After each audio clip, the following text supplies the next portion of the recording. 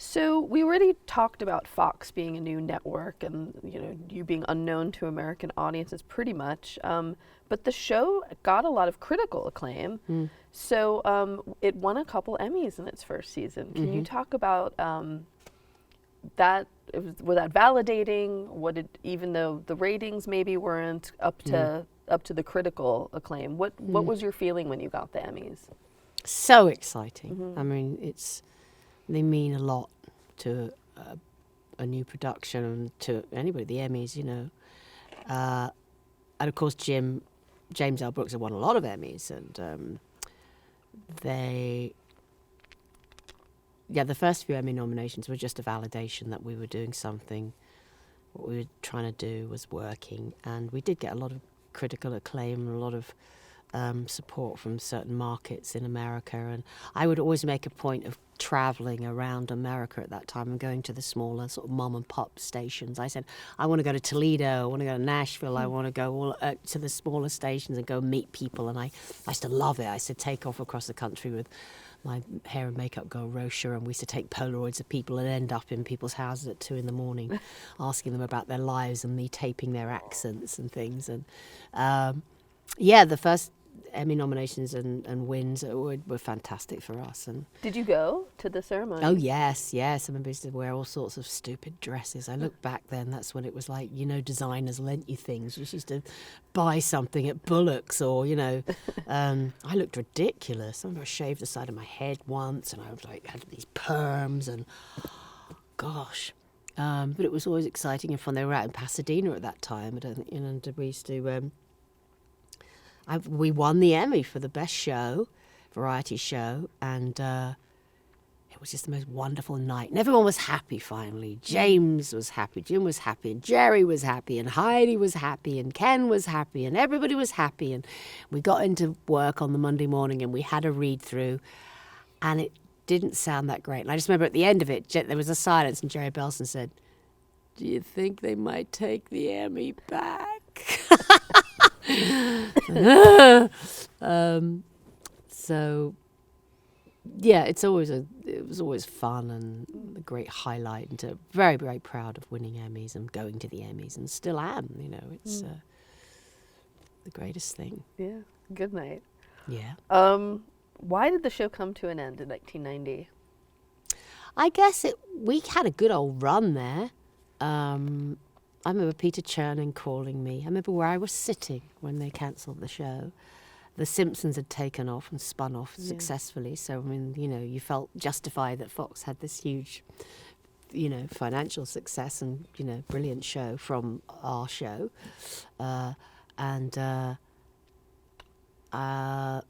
It was just, I think a lot of writers were on The Simpsons, and it was just... I don't know. I could have gone on. I wanted to go on. I think there's very few people will say that they were happy to be cancelled. And Peter Chernin telling me, saying how wonderful it had been, and it started the network, and all those things. And I was just sad.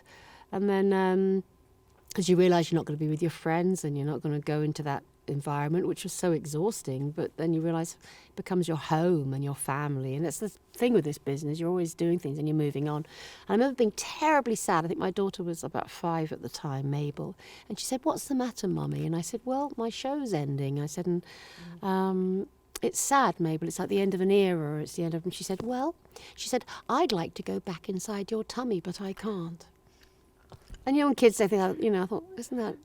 Maybe I could do a show about kids saying adorable things. I just thought it was great, No, I'm not going to do a show about kids saying adorable things.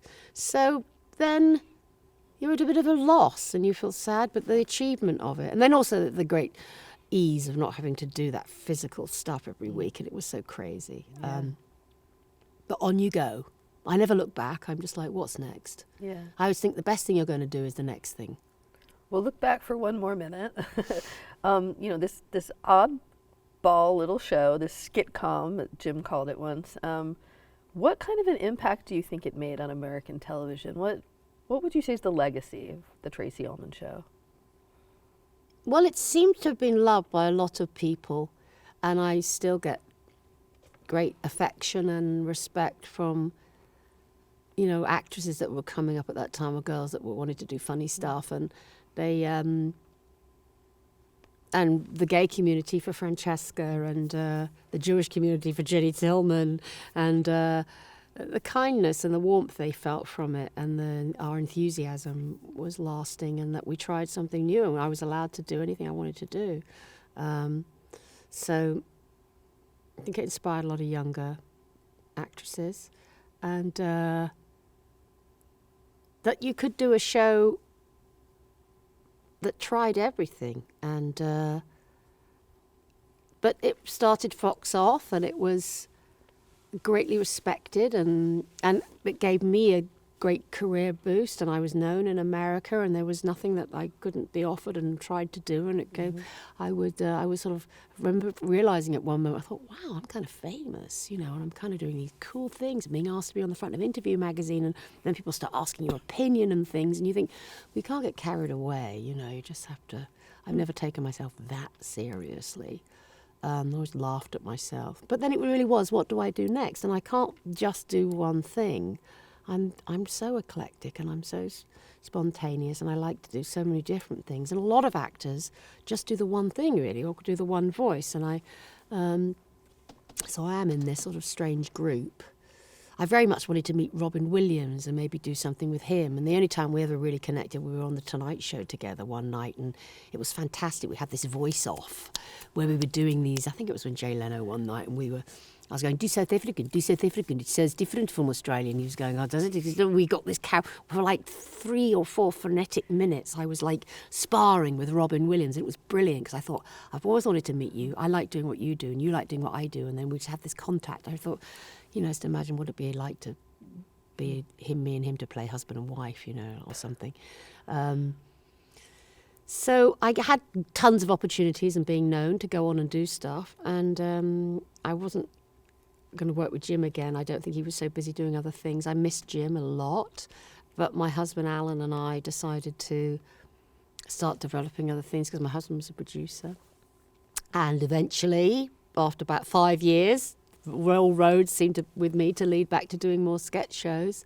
And I think I'd done a film in that time. I did a lovely film with Larry Kasdan called I Love You to Death, with Kevin Kline and the River Phoenix and Keanu Reeves, and had nice experiences. And I did a play, and did Shakespeare I had in the another Park. baby. I did Shakespeare in the Park with Morgan Freeman. I got to do some fantastic things.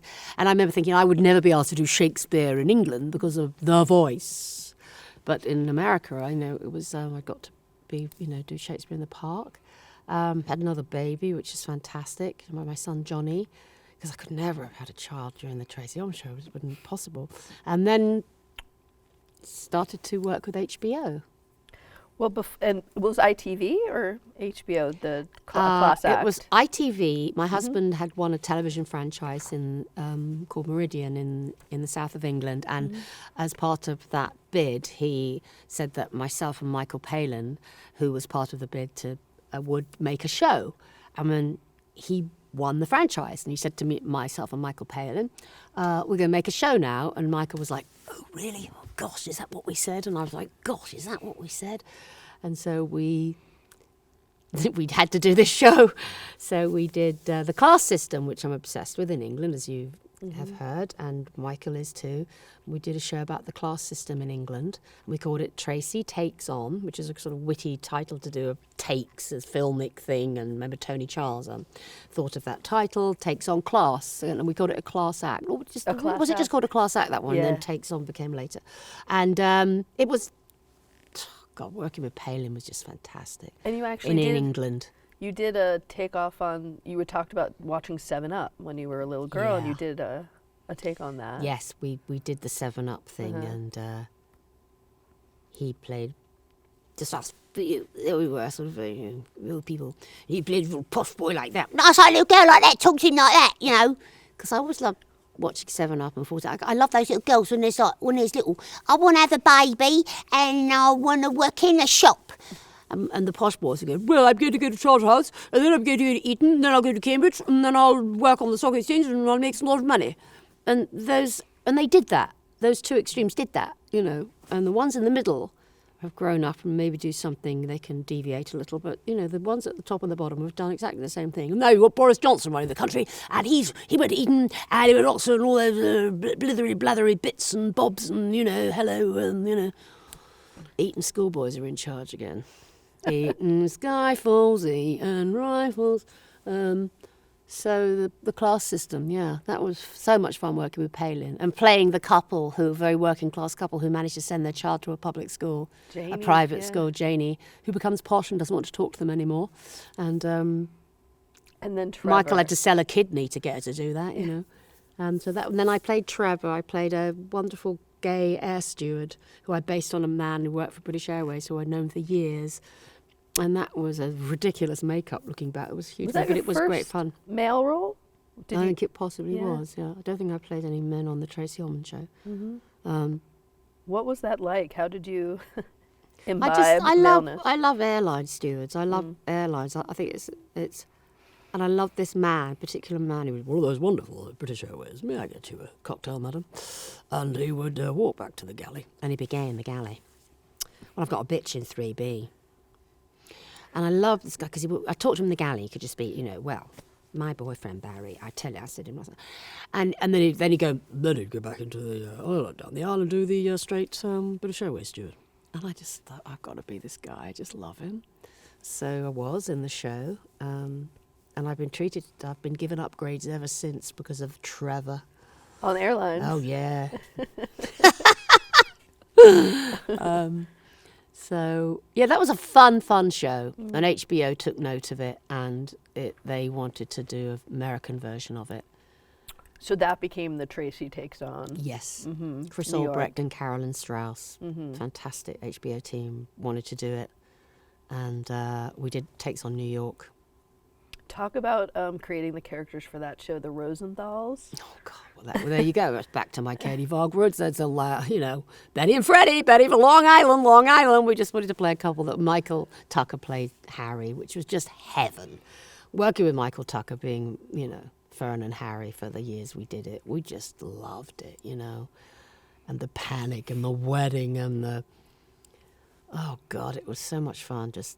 We lived in the hotel in New York, and we just shot. We went out every day and we shot stuff. My husband produced it, and David Wimbury also, who'd done Withnail and I, so a very English team, and we did this show, and it just worked. I mean, it was like we did all these eclectic people, and I played Linda Granger, another character I wanted to do, the sort of actress that's been on.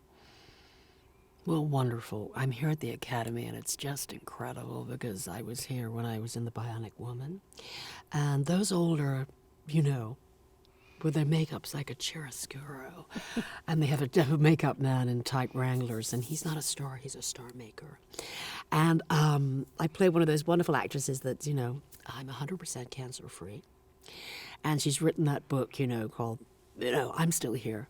And I just wanted to be one of those wonderful with the lips, because I would see these women. They're in the carpool line at my son's school, and they can't move this, and they got this lip here. Oh, my God. And they're in the carpool line. Jordan, get in the car! Get in the car! I got an ice! Get in the car! And think, and you just think, you think we can't see this, so... And then, of course, I got Barry Berman and Tom Berman to create all these wonderful makeups, and Sally Craven supervising, my brilliant makeup artist who we've talked of. And we could create all these characters, And I wanted to be Ruby Romaine. Oh. One of my favorite characters, who was based on the older Union makeup artists. Because... not so much now. The hair and makeup union in this town, guys, is tough. It's hard to get into. It was a little closed shop at the time, and there's some brilliant people in it, but sometimes you got to let a few more people in. Because they would send me someone like Ruby on a Friday night on the Tracey Ullman show and show up. She'll have had a little drink. It's hot out there. And I'm not drunk. It's just my allergies. And they'd put on this blue makeup, and they'd talk about, Errol Flynn. He was hung like a horse. I tell you something, honey. You go, whew, So I had a few people like that show. So I was fascinated by people like Ruby Romaine. I based her on a couple of people I'd met. And you actually, she got spun off to you did a whole special. I did a special on her because I love being Ruby. I like being somebody because she was an absolutely unapologetic alcoholic bigot at times. And I would say the most outrageous things as her. I mean, the crew loved her. I loved being her. I like just sitting in my apartment on the Barca Lounger talking. Yeah. Gail Parent wrote the best monologues for her. She'd just talk about, it used to be Tracey takes on loss. And Gail Parent would write a thing, I lost the TV clicker once. It's terrible. It's Friday night. That would be Ruby's idea of loss. And I used to have this big cat with me on the set that used to be doing huge poos in this box behind me. I'd have a little drink. And I would start to drink as that character so I could improvise and smoke. And but you see those women still with the cotton candy hair, driving around and these big old Galaxy cars. You look, it's like a moving sofa. And they go by and they're smoking in the car, and they live sort of just off Romaine or North Hollywood somewhere. And I used to imagine this whole world of her having a son called Buddy, who was a child star. He was the Tasty Bread boy. And he saw Vietnam on the TV. He says, Mom, I want to be in that. And so he did. And I had this sad son called Buddy who was had PTSD. I mean, it was pretty raw stuff. And she would say terrible things. She would love Trump now. Oh, my goodness. What a sex on a stick. That guy is so hot. And there's nothing been done here. It's all natural. He gets a little red sometimes, but I toned that down. But she would just love it now. And she gets away with it. She'd get away with it more now. She'd say all that stuff. But I mean, even then, she was fun. Mm-hmm. And you directed that special, right? Yeah. Was that your first time directing? I don't know. We started to run out of good directors. Once you'd gone past Tommy Schlomy and Don Scardino, and if they weren't available, my husband and I realized there's them, and then there's these guys down here that would be pissing us off by Wednesday afternoon. And we were pretty good at putting shots on things then, and I would work with the actors more. My husband was really good technically, and we began to direct them because expedience at times, because we were in charge of the money. It was some of our money. We deficit financed these shows. You owned the show actually with him. Mm-hmm. And we weren't going to have anyone messing with our budget. Yeah. So Alan was very careful on the money, and we directed them, and so it's good. I learned a lot. I learned to direct by being in the editing room every week, and I loved to edit. And then I thought, when you figure out how to do your shots and you get a great script supervisor and a DP, off you go. Did it change how you write or perform characters after you had that experience? Just knowing that I could extend the creative thing through to the directing and editing was a relief sometimes. Unless I had as I say, Tommy Schlomy, the best. It was great. Alan and I did a great job, I think, with lots of things. How were you able to have a piece of that show as executive producers on that? That was something important to you to do? Well, we deficit finance. We financed them, and we would.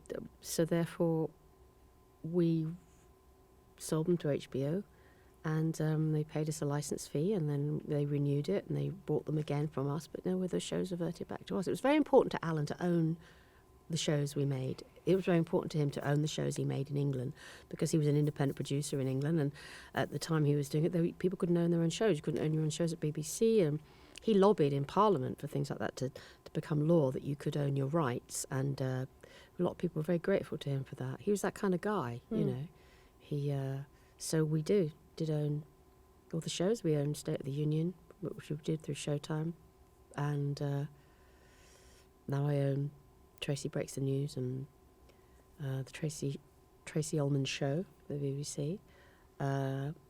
It's important to own your things. Does it give you more control in the process as well? Yeah. But if you can go in there at the beginning and put the money up front, and they love that, the broadcasters, There's very few people who could do that. Luckily, I could through my husband. He had a public company and a television station. So we always thought bigger and the bigger picture, and owning your rights and owning the characters. And I was going to ask about that. So you brought back a lot of your older characters to the takes on shows like Kay, and so who owned those? Did you? I own Kay. I own Kay. Miss Ullman owns me. She buys all my polyester suits and pays for mother's healthcare. It's marvellous. She always kept her ownership of her. A lot of the characters on the Tracey Ullman show I didn't own.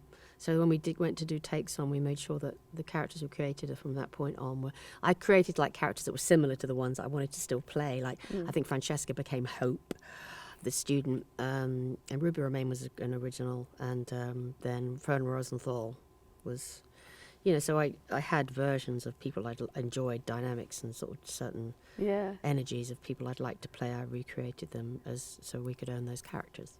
Where did Chick come from? Oh God, I remember being in a guy's cab like that in New York, and this crazy guy speak like this. I always wanted how to play men, and some, men from a certain region, they have this voice. It's higher.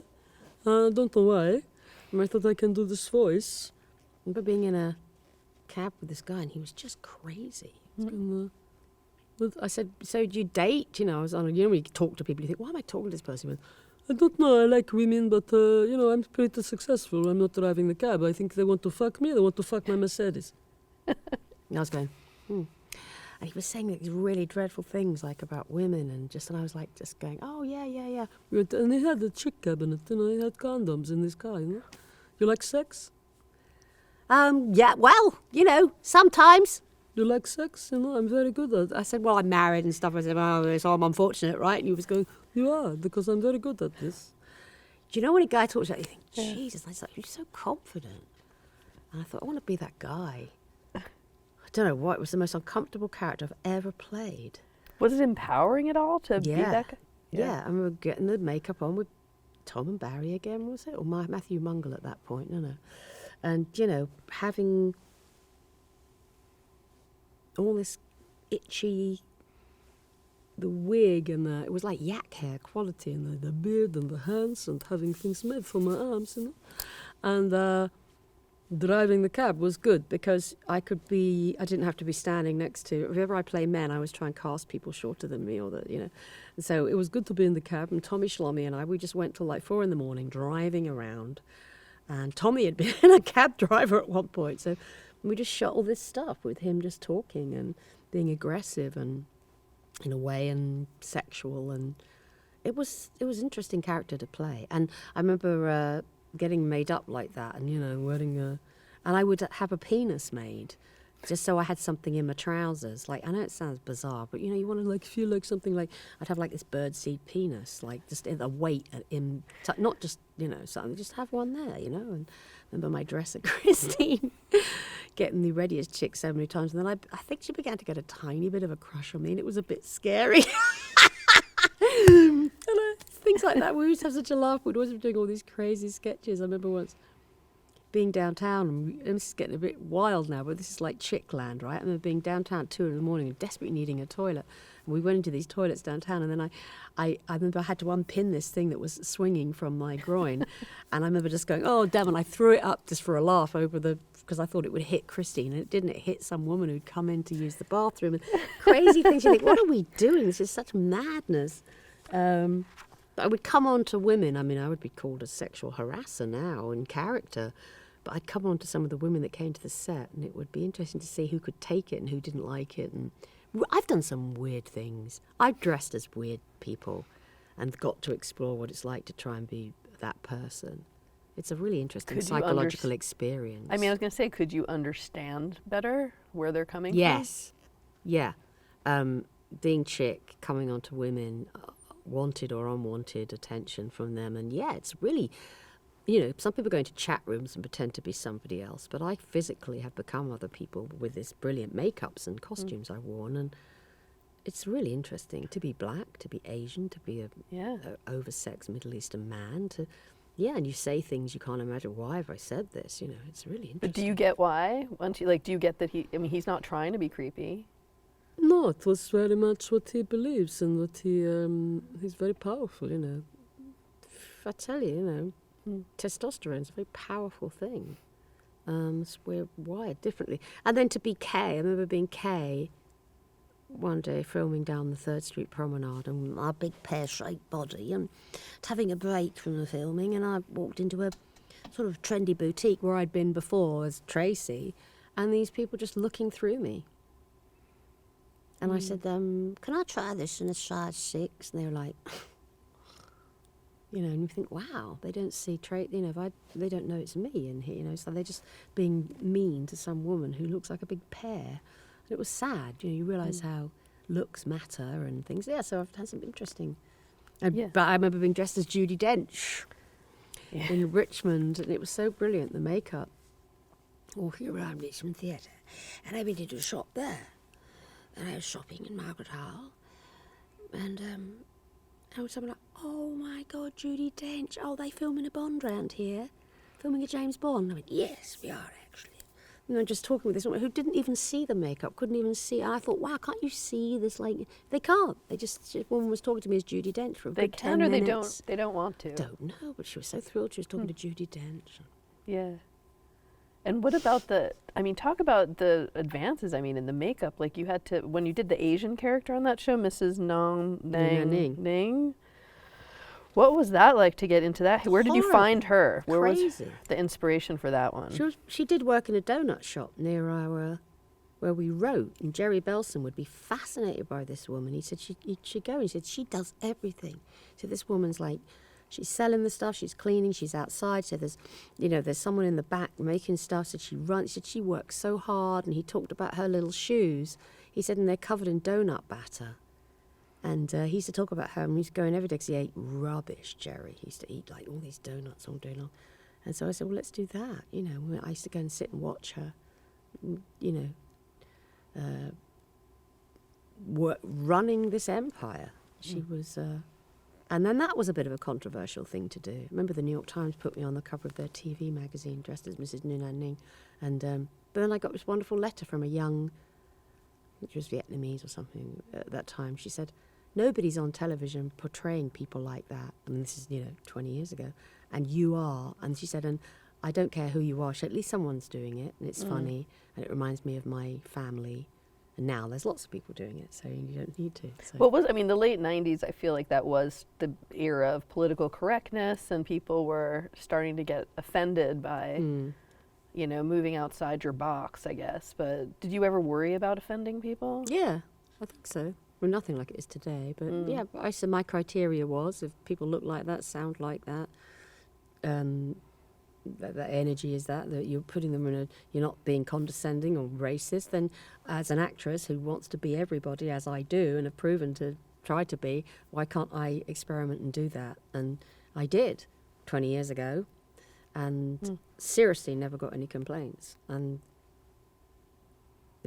it would be, I think it would be different today. Very much so, yeah. That's through history. So many examples through history. I think we did it as well as really well. Time. We really did. Yeah. Well, I've seen her before, for sure. Yeah, there you go. Can you talk a bit about, we'll stick with that show with Tracey Takes On, but assembling the writing team. What was important to you about assembling a team of writers? What were you looking for? I loved the Tracey Ullman show, but sometimes a couple of the writers were so draggy and neurotic, and I just thought, I don't want anyone in the room that's not that you feel like they're doing you a favour being here. I've had some fantastic ones, and you brought of course Jerry along. Jerry was just the greatest. Jerry was, this man was, he could give you lines that just were the best.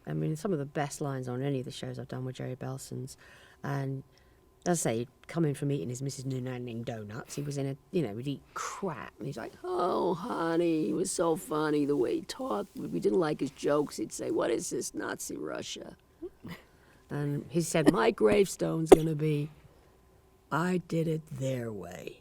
He was always like down on himself, but he was the kindest, dearest man. And he's your one-liner guy, right? You bring Jerry in, you give him some donuts, he walks around the table, he'll give you 5 great lines, and then he'd start whining. You go, Jerry, go home now, go home. Honey, I'm not funny anymore. No, we don't want you sitting there whining now. Go and have another donut, bye-bye. Gail Parent was just brilliant. He would sit there very quietly, and you could hardly hear what she said. And she was that writer that she'd go, I have a joke. You go, what, Gail? Because when You go, shut up, everyone, all you type A's. Let Gail speak. Well, I think she can. And she'd come out with a gem or some storyline. You go, oh, Gail, please go away and write that up. That's so brilliant. She'd go, okay. Sit back down. So you got that Gail, who's our golden girls, Mary Hartman, just come out with the wonderful imagination. George McGrath was a great writer on the show at that time. He had loved people like Linda Granger, and he had great fun doing the stories, and he'd worked on Pee Wee Herman's Playhouse, and a gay man sensibility on things too, but just also a great New York guy, and fun and dangerous and get angry about things and dramatic and passionate. But he was good and solid and really cared about the show. Genji Kohan came onto the show. She'd just done some Friends, and she was like the kid. She'd come in and she'd a friend of Gail's, and she was just fresh and new and knew how to do the younger characters, and so much great stuff she did. And she was the year of Fen Fen. I remember we all were on Fen Fen. She got so thin. And she'd go off and be playing dominoes at the beach with Hispanic rappers first thing in the morning, then come in and write on the show. And so but everyone was happy. It was a wonderful atmosphere on the Tracey Takes On. My husband was running it. There was no studio to bug us at all. Ian Lefrene and Dick Clement, the English partners of my husband, older English guys, but brilliantly funny. And they came in and wrote, and they'd always been like this writing duo, right? And I said, right, you're sitting up at that end of the table, Ian, and you're sitting down there, Dick. And I separated them almost like kids in school.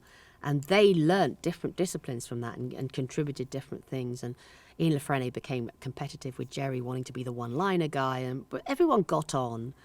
And I would give them the characters, and I began to write lots of stuff myself and write with different combinations of people. But it was a really eclectic room, and we had girls and guys and straight and old and young, and it was just a real mixture of people. Was that intentional? Yeah, because that's what the show is. And was there a head writer? Were you the head writer? kind of, yeah. Yeah. Sit at the head of the table and run it all, and because people go off and splinter off, and I think Alan was great at gathering everyone's thoughts, and we would have these retreats and figure out what we wanted to do, the main thrust of things, and our subject matters like loss, pain, because it was Tracey Takes On, there was always a theme that week that helped, gather it, and we did lots of these monologues, which we loved doing. So we knew the format of the show a bit better than the Tracey Ullman show, which is just a free-for-all, and we never knew what it was going to be, so there was a bit more of a format to this show. Talk about the episode Tracey Takes On Mothers. Gosh, I can't remember. Well, your mother was in it. My mum was in it at the beginning. Yeah. And then I can't remember what the sketches were now. Your kids were in it too? Oh, I used to get the kids in it a lot. Alan loved that. He said, I had your mum in it. He said, I had the kids in it. He said, I had you in it. He said, I wasn't paying any other actors for the first 7 minutes. Michael McKean directed Oh, did he? Yeah. Was it one where Leanne, I tried to get her pregnant? Was it lovely? Ruby meets her great-granddaughter. Her Oh, Royal yeah. Highness meets Mother Teresa. I can't remember. See, I can't remember these shows. Yeah, I used to like doing the Royal Highness. Did you now? I mean, the Queen, Mom. I mean, do you, as a Brit, do you get any flack for your portrayal of the royals? I'm certainly not a royalist, and I never have been, and I'm not. I'm never going to get one of those gongs or be a dame. So I just, they're just more. I don't understand why we pay people millions of pounds to be better than us. The whole thing with royalty, I don't really quite get. I'm really proud of Harry and Meghan wanting to come off the taxpayers list and go off and do their own thing. Bye, guys. Good luck to you. I think that's great. I really understand why they want to do that, and let them go off and do it. It must be hell. This ridiculous setup we have of the royal family, and they're our brand, and the papers can say anything they like about them. It's horrible, But I don't inherited wealth and privilege, and that they are the pinnacle of the class system, which, as you've realised, bugs me. So Yeah. I was based on pretty much on Princess Margaret, that character I used to do, who used to go around treating people appallingly because she could. I think it made her laugh in a way.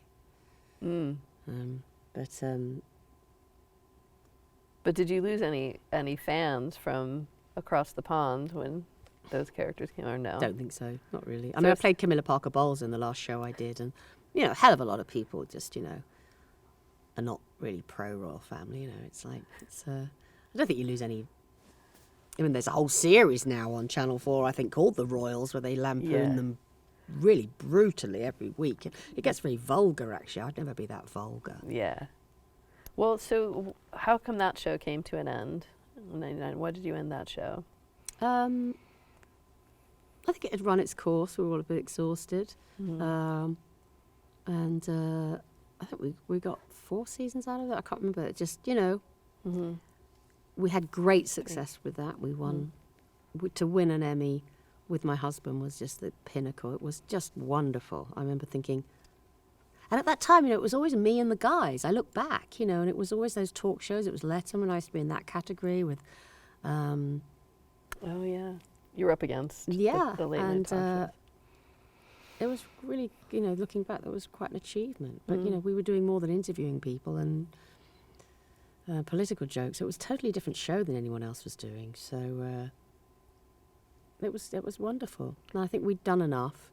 And I always know when it's about 3-4 seasons is enough of a show, of any show, I think, for me. And then, but then I always come back and do another one. It takes me about 5 or 7 years, Yeah. and I want to do it again. This eclectic, variety type, lots of character shows.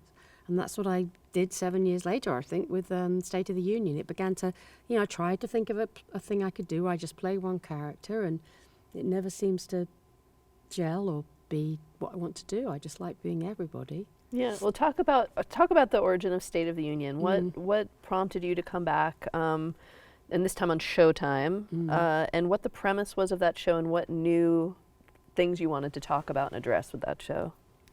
Well, I wanted to try and do a show about America and the differences in America and the differences within all the states and the, that I think we're all talking about much more now because the politics and everything is so tribal, and so, the whole electoral system depends on those 3 states that can tip you over in the electoral college. And I just become an American. I felt it was time that I, my children were American. I'd been in America for such a long time. By that point, I became a citizen, took my exam downtown. What made you want to Put my hand over finally? my heart. Well, you can't ever give up your UK citizenship, so I've remained a dual citizen. I don't know. I just love this country, and I'd love what it's given me, and how and I wanted to say more than I could say, I think, politically, than I believed I could if I wasn't a citizen. Because I remember at the beginning of the, in the 2000s, I thought, oh my goodness, if I'm not careful, Dick Cheney might revoke my green card. So I think I just, out of necessity to feel secure here, I became a citizen. And then I started to do different things in State of the Union. I think I said different things. I said more about society. I used to like the way we used to start the show with, an immigrant worker getting up out of one bed and then someone else getting in, and then we'd start our day, and we'd go through to the Linda Alvarez on the news, and then we'd go through to Ariana Huffington blogging in Los Angeles, and we'd try and go across America and see all the. And I played Laura Bush, and I began to impersonate people, famous people, and I loved being Laura Bush. Why? People loved her. Everybody's a hero. I remember that stillness, and I'm not doing it so great. I loved being her. I think I looked like her, and Matthew Mungle did an amazing job making me look like her. And I remember just, wondering what happened to them, in Crawford, Texas, after he was no longer the president, and what they would be doing, and her them in retirement, really. I remember I would walk around the set as Laura Bush and just being that stillness. Some other people would come up to me and say, I think you're wonderful. Some of the crew would talk to me as Laura Bush. I'm not crazy about your husband, but I think you are such a lady. And I go, well, thank you very much. I love it when the crew lose themselves and think I really am that person. That was fun stuff to do. Yeah, and you hadn't really done celebrities or No. public figures before, so just in creatively the process of taking a real person and interpreting them Yeah. your way versus taking someone who's already in the public sphere, people have like a preconceived perception of. Yes. What do you have to adapt and change about that? How do Well, you you find? have to be careful. You have to be careful. I remember we just got Bruce Wagner and I, who wrote the majority of the show. we did Laurie David, who just did An Inconvenient Truth with Al Gore, and we just put her in the show because we thought it was funny to have her like crapping on the red states in her private jet. And I kind of knew Laurie a bit, and we just like put her on the show and made her this wild. And that was funny enough the most complaints I got about any character I ever did, because it was within my community.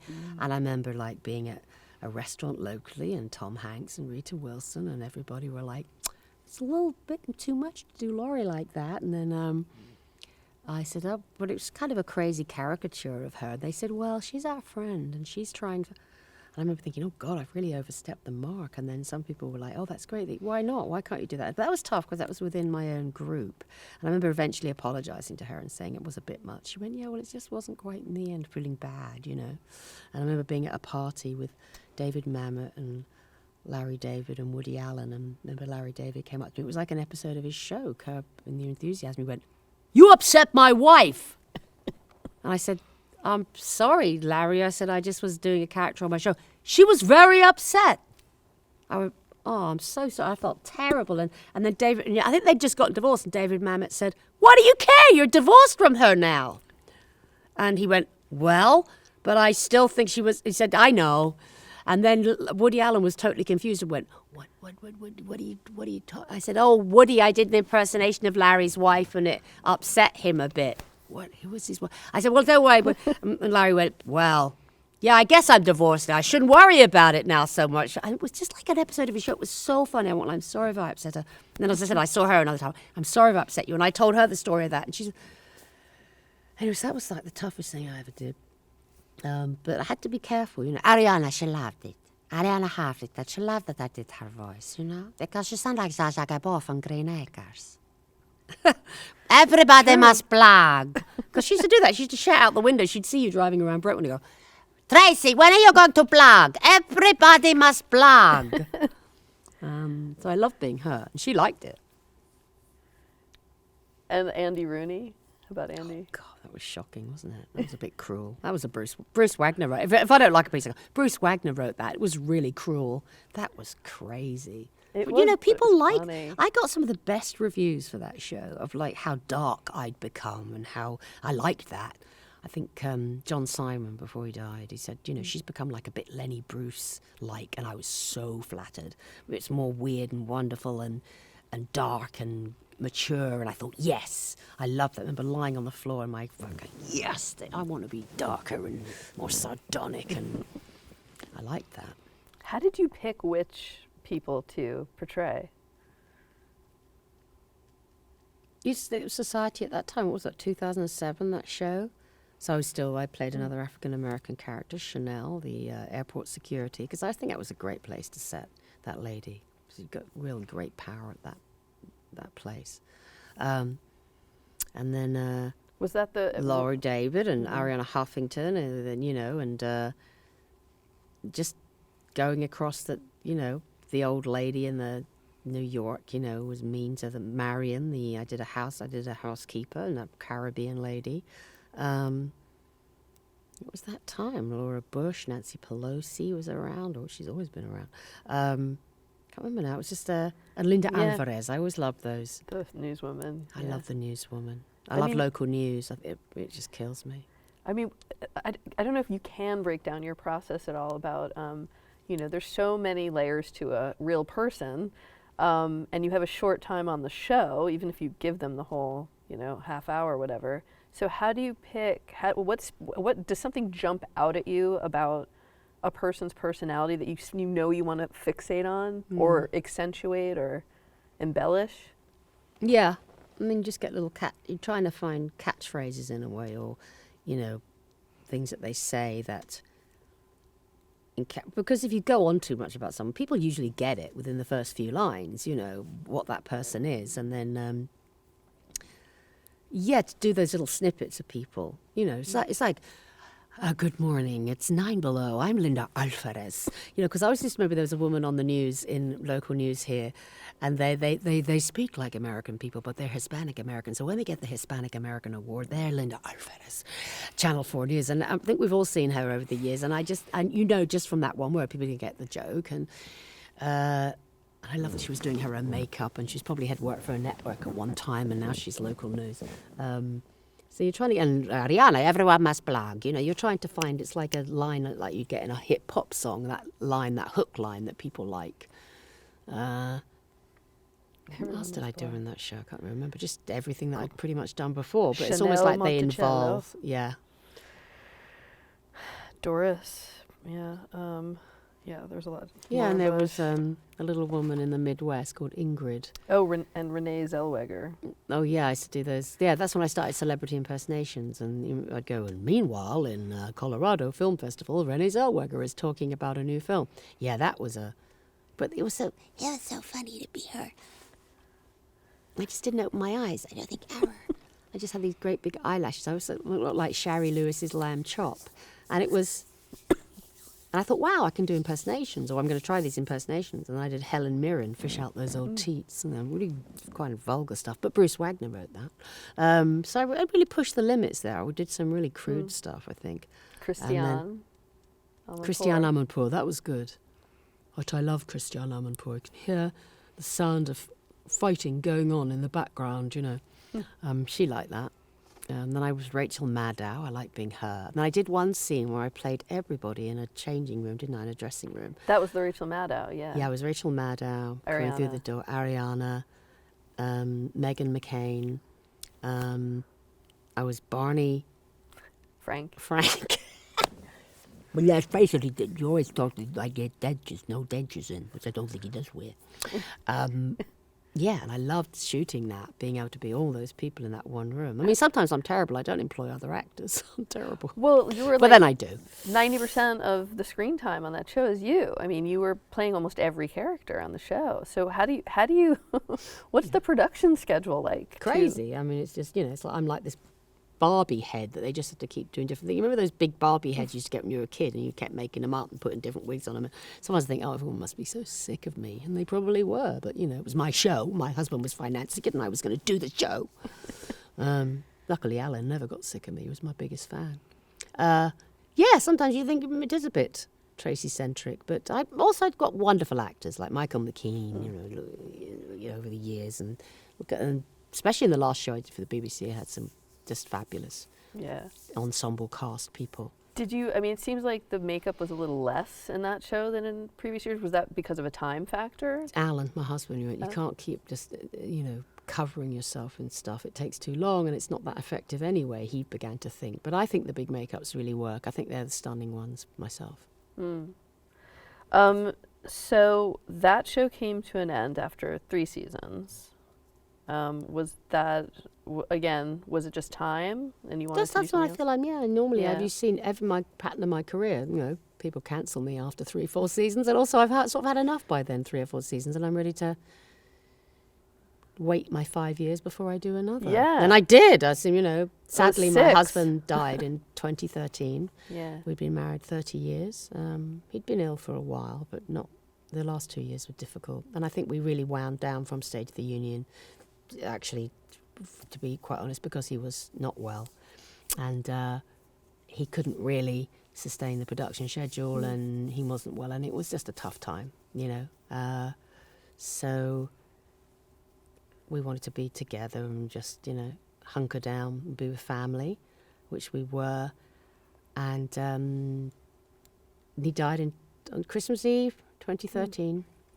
And it was, you know, very difficult. I had my 2 children when they were 22 and 27 when he died, so he got them through to adulthood. And I was sort of numb for the first couple of years. And I couldn't be a version of me. I mean, I've been many versions of me, and in my work as well, but I couldn't be the version of me that I enjoyed being the most, which was Alan's wife. And I had to learn to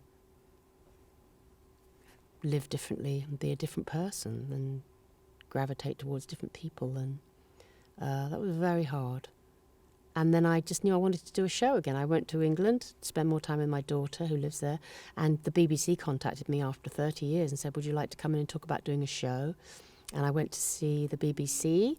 Charlotte Moore was now running it, and my friend Moore, who had done some fantastic comedy shows, was head Women of comedy. were In charge. And we sat in this room one sunny morning. I think I'd just come in from Paris from a lovely trip with my daughter, and we sat and talked, 3 women. And I found a great female producer called Caroline Norris. And we all got on great, and we all realised we'd like to do another show. So, and talk about what that show was and the premise. How this one was going to be different. Another eclectic. Well, it was the show that was going to the BBC wanted to do. So it's primarily a British show, but HBO wanted to do it and have it in America as well. So there you get your deficit financing again. That's where you get your control, because you get someone else involved. And a melting pot. Britain in 2015. I came back to England,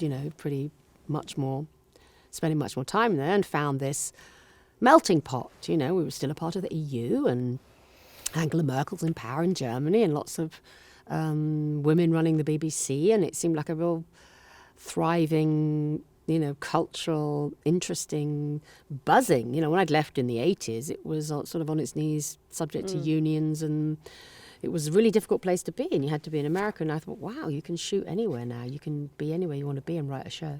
And England was was an interesting place to me.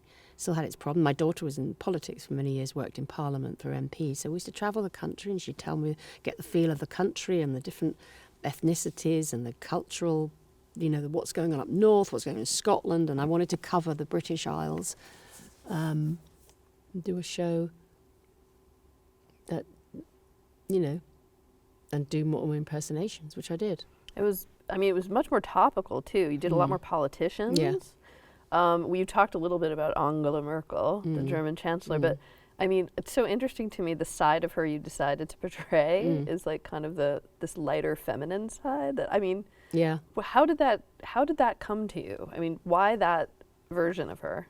Well, I remember seeing her. I always imagined Angela Merkel. I felt sorry for her being the only girl in the room. And I remember there's a famous bit of news footage of George W. Bush coming up behind her and hugging her, and literally her body goes. You think, how, you can't just do that. And she's got to sit in a room with, Putin, Berlusconi, David Cameron, George W. Bush at that time, then Barack Obama, who she liked Barack Obama. And I thought, who's her girlfriend? Who's her friend she talks to? And so I created this character. Imagine her, she had this hairdresser, makeup artist. And that was her, girl that she could talk to and out of school. And then Georgia Pritchett, who came on as a writer who had worked on Veep. And I got a lot of Armando Iannucci's writers, actually, who worked on Veep in America, and then they're British, and they would write on my show in their downtime. And she said, can you imagine, she thinks she's really sexy. Imagine she thinks she's really sexy. She's giving off the sex mask. And that became a thing, that she really was incredibly sexy, and she was scared of her powers over the men. So there you get a hook as to what you can do with Angela Merkel, and that became the joke. Because Caroline Norris always go, what's the joke? What's the joke, our producer?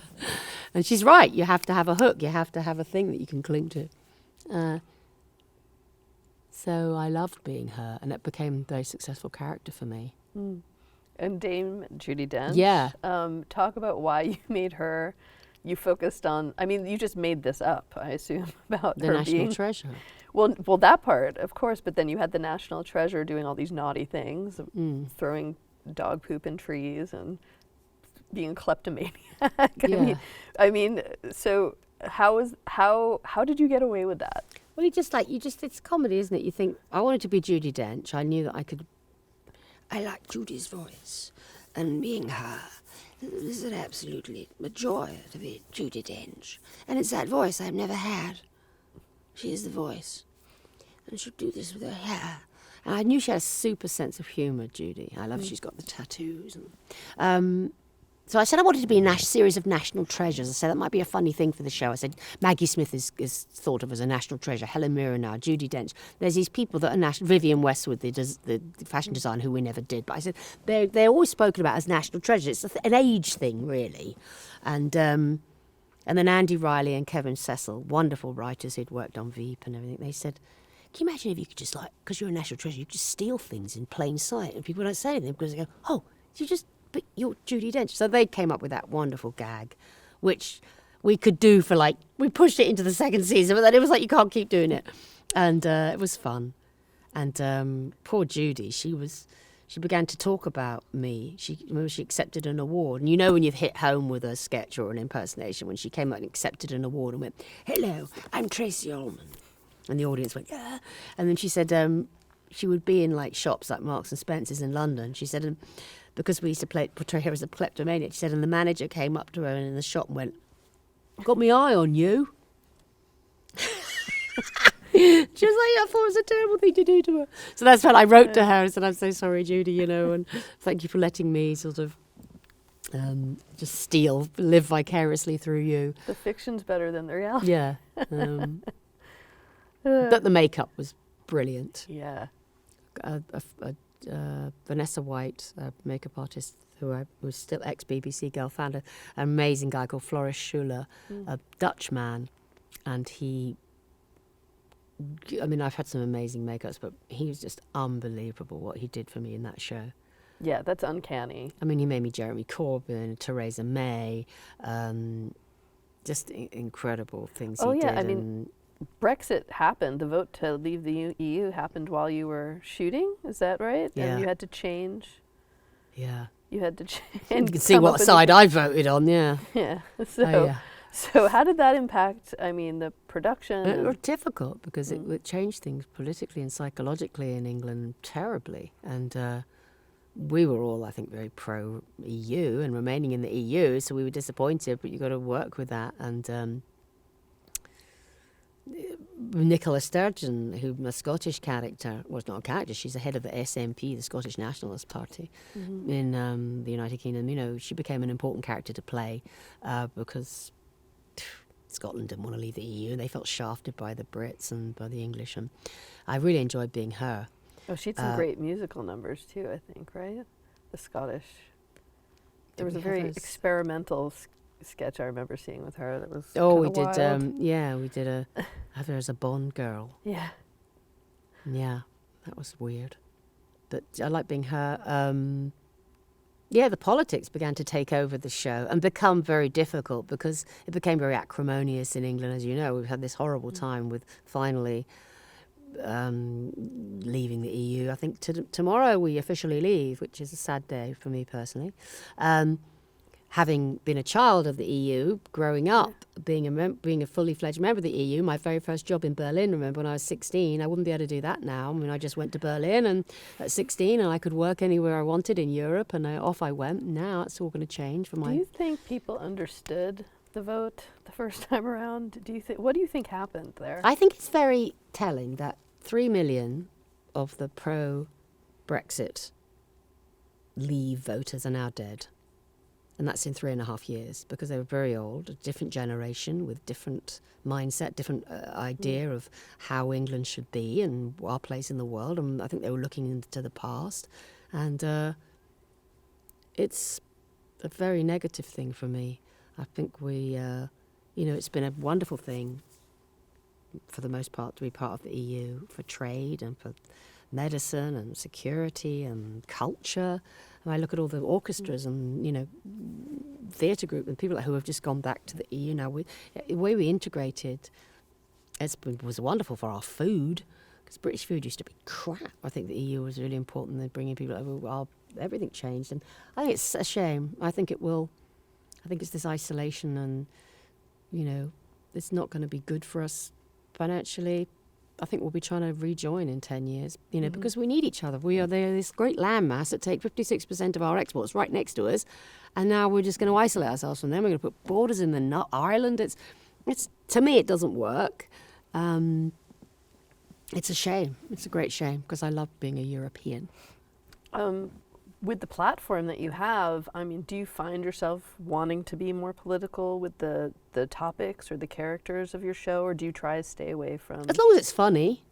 I'm first and foremost, I'm funny. I'm not a politician. I think you do comment more politically as you get older, as you get more confident with it. I love being Theresa May. She was a tragic comedy character for me to play, the Prime Minister who lost her job and Boris Johnson is now in there. she was a classic sort of vicar's daughter from Maidenhead, like a Barchester Chronicles Dickensian person to play. I loved being her. I loved But her it was funny. Her Skypes with Trump. Yeah, her Skypes with Trump and her husband, Philip, you know. I mean, it was wonderful. We had a wonderful time shooting that. We brought Anthony Maniac from America to play Trump, and it was wonderful to do. But it was always funny, and it had heart. But I don't want to get so serious that you're like, oh, shut up. You know, there's nothing worse than actors spouting politics, and they don't quite know about it. We have to have our say, but it can get really draggy very quickly. What do you think it means that Kay has been with you through all these series and that you keep bringing her back? Like, why do you always return to Kay? I know, because she's Mabel, my daughter, says, because you are Kay. She said, you are a little bit of Kay. She said, when I see Kay, she said, a little bit is you. And the bravery and the sweetness that is part of that's what my daughter says anyway. And yeah, she works in every era. Yeah, and to have her back in the show, the Tracey Ullman show with Mother, actually seeing Mother and seeing her back in England in her environment, and it's very comforting to play Kay, and I get on that suit and the wig, and you know, no one expects anything of me really, you know, and she's my heart, so I will always be Kay. Is there another character that you play that you think you resemble most?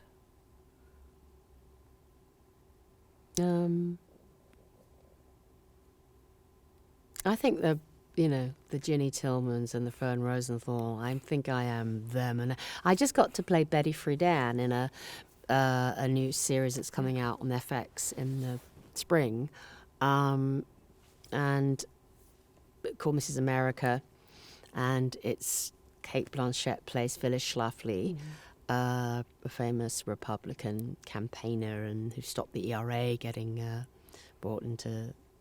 signed into power and passed. Sorry, and when they mentioned the part of Betty Friedan, would I like to audition? Because I was like, oh my goodness, I mean, an iconic feminist character like Betty Friedan, famous, you know.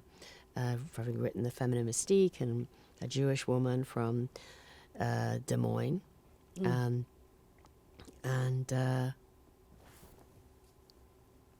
it just Peoria. I talk about Peoria, Illinois, and I was like, I have to be Betty Friedan, and Betty Friedan was different in a sense. She was not that. She's not like Fern from New York, darling. I got to tell you, turn your jewelry in the city. Turn your jewelry. She's not that. She was very educated, Betty Friedan, you know, and daughters, and just that Midwest thing, and just and I just, oh my goodness, I want to be Betty Friedan, and I auditioned, and I sent in tapes, and I kept auditioning, and I had to convince them that I could be Betty Friedan. I was Betty Friedan, and they gave me a tough time giving me that part, because there was a sense of, oh, you're just going to impersonate her, are you a proper actress? And God. Sound! Now you're glad you didn't This give is me a a lather professional lip. here. I'm professional.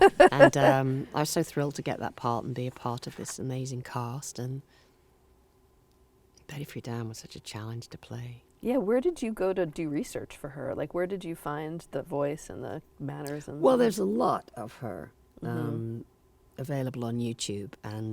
But when you look at YouTube and you see what's available of people, famous people like Betty Friedan, it's mostly of them being interviewed. Right. And so talking about Vietnam and the men, and they don't need to go, they can grow their hair, and they don't have to go fight the bears in the woods. And hypocrisy, and talking to Phyllis Schlafly on Good Morning America. And that's them in public mode. But obviously a lot of the series is them just in rooms drinking coffee, talking about what they want for things. So that's a different dynamic. It's a different, we can watch all these speeches and her marching along Fifth Avenue with the Women's March, but that's different, what they like in the private. So then you can take from that, and there's speech patterns and things, but who they are in private, what they're like on their own in their apartments, and that's the challenge. So did you talk to people who knew? Yes, yes. Few people. She was tricky. She was a tricky lady. She had a big ego. She was, but she wrote the book, and it's still an amazing book, The Feminine Mystique. Why should women live a half life? a lesser life than a man, you know. And she started now, and she was, you know. But then it's like Gloria Steinem came along 10 years after her and was this sort of pretty, you know, different type of woman leading the movement. I think Betty was jealous, and there was a lot of friction between them all with Bella Abzug, and they had a tough time together. And Shirley Chisholm, we cover that in the series, her being the first black woman Democrat nominee. But it was a fabulous thing to work on because it encompasses everything I want to do. I got to portray a real character, and but to do politics and drama and to be with an ensemble cast of these amazing women. And no one ever offers me a job. You know, usually I do these shows every 5 years because I drum up my own work. So to be offered something like that and to be accepted in that group was thrilling for me. I think it's a big step for me. Do you identify as a feminist? Definitely. Yeah. Years ago, to say you were a feminist, it's, you know, oh, what, you burnt your bra and you got long armpit hair. I mean, it's always this, people try and take the extreme of it to laugh at it. They do that with anything. Yeah. And that's what's happened with television now. You're doing extremes. You're either doing, you know, left or right, or who wants to talk about the middle, who wants to be moderate, who wants to try and understand everybody. No, they just take the extremes and laugh at that. Of course I am, yeah. Actually brings me to one of the sketches on the Tracey Ullman show that wound up going viral. What Were You Wearing? Can you talk about that sketch and what you were trying to do with it, and then did you anticipate any of the reaction to it? No, that's what's new about doing television now. You know, I was getting a good 4 million rating on the BBC. You know, terrific. Went out really well. The first season of the show, second season, really good ratings. And then suddenly you get a piece like What Were You Wearing? Which was really about a man coming in, reporting a theft, and the woman behind the desk talking to him as if he was a woman coming in and having been raped, or that was the connotation of it. And it was, well, what were you wearing? How can you be? You know, and it went viral. And before I knew it, somebody said, "Oh, it's had 35 million views." And remember, a guy from the BBC told me that. I said, "Oh, you mean 3.5 million?" He said, "No, 35 million."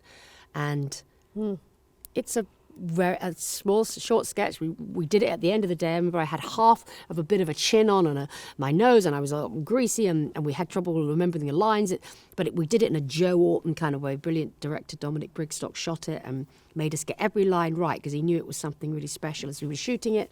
And there you go, that goes viral. And it's now on the syllabus of in universities in India for women to see the differences in society between a man's problem and a woman's problem. And it became a real intellectual issue to that sketch. And there's another one we did about being woke.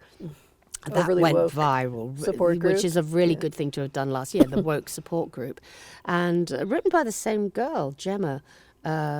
Brilliant. She's one of those girls, that writer in a room that I've talked about, but doesn't really know characters and things, but she'll suddenly have an idea. And she was young, and she had these ideas to do these sketches, and they both were really brilliant ideas. And things like that are really interesting, as how far-reaching you can be in a different way now. What do you think is the role of comedy in today's political climate? What can it accomplish, or should it? Well, we mustn't be scared, it got so PC in the 90s, and we just sort of had to push on through that. But it's just brilliant to laugh, and it's got to laugh. It's not, and it's been so tough politically to laugh for me the last 2 years. I don't find Trump the least bit funny, and it's just, I can't find much funny and much to laugh at, actually. And I'm a bit tired of all these late night shows. Hopefully you're watching this years and years and years to come, and you go, oh, that crazy red-haired man who was a very poor character for a few years, as my mother would say. And there's all these shows right now, usually headed by a man, apart from Samantha Bee, and it's all about who can hate Trump the most and the best every night. And I'm exhausted by it. And I think we're just running around in circles. We look like a bunch of liberal bubble people, kicking against it. And you just got to understand it more than just making jokes about it. And I can't find it funny. You would never play him. No, don't find it funny. I think Alec Baldwin does a very good job of that on Saturday Night Live. I think that's Saturday Night Live territory.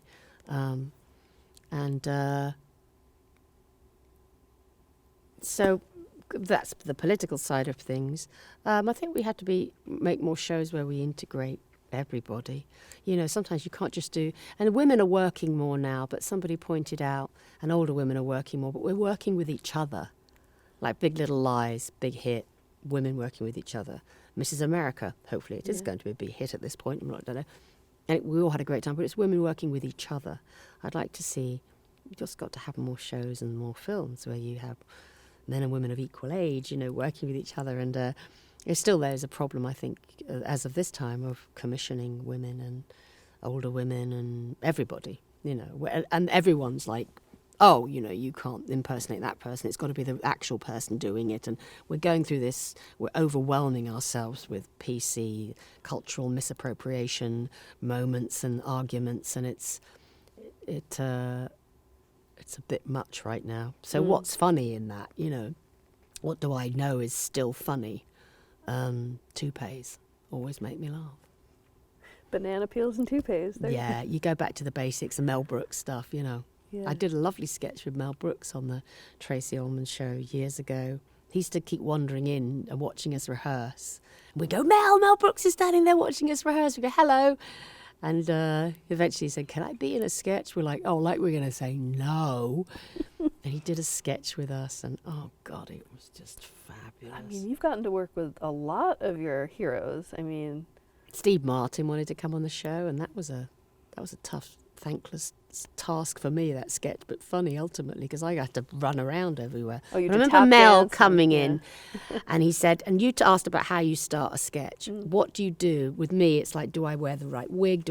And Mel said, okay, we're going to do this sketch, but what's funny? I know, he said, my chair doesn't work. My chair is a chair that I sit in it, and I go, whoa, all the time. And he just had this one little thing, and he'd go, don't worry, look, keep talking, okay. You gonna cough? I'm going to cough. It's always funny. It's Cough. always fun. Do a big cough. Better? Off. Now shut Done. up. Thank you. So anyway, and then he just kept sitting in the chair again and go, whoa, you know, in the middle of a sentence. So he gave himself a couple of things to do, and you just thought, this is brilliant. It's not kind of how I would do it. It was broad. Trust me, it was broad. And then he was like a comedy producer, and he had like a dog poo on his desk that the props had given him. And I went, what is that? And he went, dog poo poo. Don't knock a classic. A comedy classic. A classic in the 20s and the 30s and the 40s. And then, you know, he was just coming up with something. It was always funny, dog poo-poo. And then I said something, I was like talking to him as Mel, and I just said, and I don't like that. And they didn't give that because I was a girl or something. I said that, and he went, don't be bitter. They don't finance bitter. And that's funny. So there's just some things, you know, I mean, when you go through big life crises or there's terrible periods in the world, or there's some things that remain funny. Mel Brooks remains funny. Thank God. For Mel Yeah, Brooks. do you remember he lived through the Second World War? I remember him talking about the Second World War. He said, what are the Nazis coming? I guess, what's funny about this? The hats, funny hats. Remember when he says that about the German helmets, funny hats? And you go, yeah, it's funny. The darkest of times, they are funny. Well, gallows humor. I mean, there's a reason why, you know, there's every crisis, every dark period. It's has horrible. Look at Greta Thunberg now. I think we started, you know, I do admire this girl having to talk about, you are destroying my ecosystems. It is evil. And I just love her. Of course, she's great, but she's Swedish acting parents that have probably coached her to do that. You know, me and my daughter Mabel, who never acts publicly, Loves being Greta Thunberg now. And she braids her hair and she talks in her bedroom. and you know, what our president is just at war with a teenager. That's what's so nuts. This big bully redhead. This little girl with her braid. You know, if I was doing a show now, I'd want to be Greta Thunberg. It's David and Goliath with a big slingshot, you know, if you were abroad. So there's always something to laugh at. Yeah. Do you think comedy can save us? Yeah, definitely. Humans can save us. People power can save us. Kindness can save us. You know, we're represented by a bunch of horrific people right now, but people themselves and just the kindness I see every day and the fun I have every day and the trust I have in just walking around and my little group of, you know, family. Yeah, it's been worse times. You know, it's just, it all turns around. You know, my mother lived through the Blitz in London. And, went to bed one night, and the family 2 doors up from her, all 5 children that she played with every day, were dead in the morning, and they got up the next day and they weren't allowed to mention it. Nobody did grief counselling in 1941 in England. And so she lived through some pretty bad times. It all comes around. Yeah. And I've been given a great shot. I think as you get older, I'm 60. I was 60 on December 30th, but I believe December 29th because I fell out on the carpet in my mother's bedroom, and I think I have the same birthday as my grandson Elijah. That I got a chance to talk about it and experiment and be all those people I was as a little girl, but for a living as I grew up. You just feel, God, I've been lucky. God, I've had a great ride. I've had a good time. And to come to a country that was new to me and be accepted, so embraced by the Americans a lot of the time has been amazing. I think that's also why you need to talk about the difficult things of me portraying people from ethnic races. I think it was because I'm English too, that it wasn't perceived as like a slight to or something. I don't know. I think it's part of being English. I got away with it a little more. But it was done from a place of Just respect wanting to and kindness. Yeah. Yes, definitely. Do you want to take a break?